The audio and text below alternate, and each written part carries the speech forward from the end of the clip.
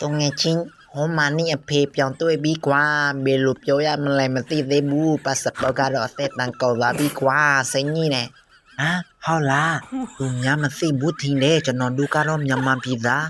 mà si bút ta là chi à ni ngã lên tầm miêu si xóa là lột tì đấy xóa gu nè ôi cho nó sẽ nhi nè quá ni ngã lên sắp pa cầu mẹ ni bà mà cho nên nó cho nó sạc cáp yo mẹ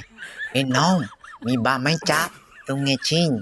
su saka con lạp yo de po kuna su cho ra cha le cho nó nè papa nan le de kuna bà saka con lạp yo le ni ngã lên tầm miêu ni bà mà cho nên nè phình thi à mẹ nè cho nó saka yo mẹ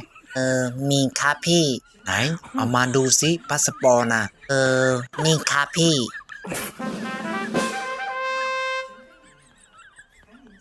ไอ้น้องอันนี้มันคืออะไรอันนี้มันใช้ไม่ได้บาอะไรเนี่ยอ๋อ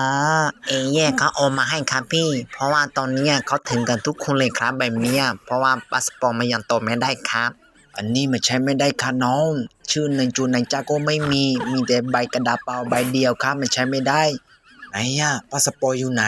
สปากองปลาไหลสกาเปียวราเบลิชาไปสโลเบจะนอนไล่กองใกล้ในกว่าเมื่อกี้น้องพูดว่าอะไร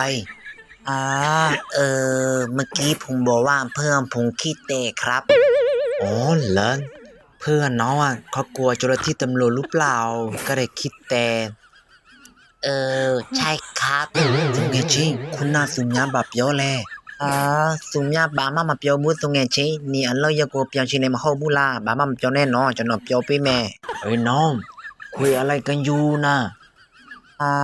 เพื่อนผมเขาบอกว่าเขาอยากกลับบ้านแล้วเขาจะให้พี่ตำรวจคนละ 2,000 ได้ไหมค่ากาแฟอะไรค่ากาแฟอะไร